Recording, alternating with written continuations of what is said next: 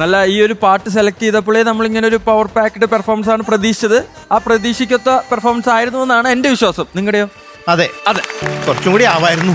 ഓ, എന്നാ അത് വിശദമായിട്ട് പറഞ്ഞു കൊടുത്തോളാം. കീർത്തന, ആതിര രണ്ടുപേരും നന്നായിട്ട് പാടി. നല്ല സെലക്ഷൻ. നമ്മുടെ എല്ലാം പ്രിയപ്പെട്ട ശ്രീകുട്ടൻ ചേട്ടൻ മ്യൂസിക് ചെയ്ത പാട്ടാണ്. അപ്പൊ ഇത് അറബിയും ഒട്ടകവും പി മാധവൻ നായരും. ഞാനും ഒരു പാട്ട് പാടിയിട്ടുണ്ട് ഇതില്. പക്ഷെ അത് സിനിമയില് ചിത്രീകരിക്കാൻ പറ്റിയിട്ടില്ല. ഗോപബാലൻ ഇഷ്ടമീരാഗ കോകിലയേ, കവിളിലു നാണച്ചാന്തു ചാർത്തും രാധികയേ. ഇങ്ങനെയാണ് ആ പാട്ട് തുടങ്ങണത്. അതെ, അപ്പൊ എന്തായാലും രണ്ടുപേരും നന്നായിട്ട് പാടി. നല്ല സെലക്ഷൻ. ഡുവറ്റ് പാടാൻ പറ്റിയ പാട്ടാണ് രണ്ടുപേർക്കും. അപ്പോൾ എനിക്ക് തോന്നുന്നത് കുറച്ച് കൂടി ബെറ്റർ ആയിരുന്നത് നമ്മുടെ ആതിരയാണെന്ന് തോന്നുന്നു.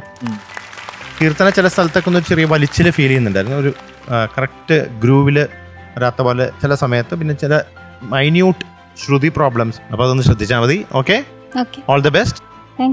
God bless you. മഞ്ജരി, ഈ സൂപ്പർ ഹിറ്റ് പാട്ടാണ് ഇപ്പൊ ഇവര് പാടിയത്. ശരിക്കും ചില പാട്ടുകൾ കേൾക്കുമ്പോൾ നമുക്ക് ഇങ്ങനെ പാടി പോവാൻ തോന്നും. ഒരു പാട്ടിൽ നിന്ന് ഒരു പാട്ടിലേക്ക് നമുക്ക് കണക്ട് ചെയ്ത് ഇങ്ങനെ പാടാൻ തോന്നും. അത് ആ പാട്ടിന്റെ ഒരു വിജയമാണ് ശരിക്കും. ഇതിന്റെ ഒരു തുടക്കമില്ലേ, അതൊന്ന് ഇവര് വായിക്കട്ടെ നമ്മുടെ ഓർക്കസ്ട്ര. എന്നിട്ട് വേറൊരു പാട്ടിലേക്ക് കണക്ട് ചെയ്ത് പോവാം.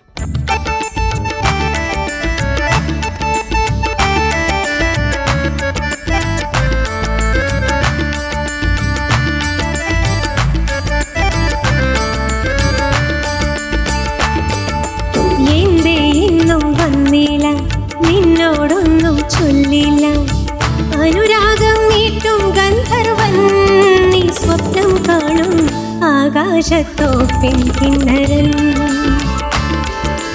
എന്തേ ഇന്നും വന്നില്ല, നിന്നോടൊന്നും ചൊല്ലില്ല, അനുരാഗം നീട്ടും ഗന്ധർവൻ, നീ സ്വപ്നം കാണും ആകാശത്തോ പെൺകിന്നരൻ. आकाशतो पिंकिन्नरन,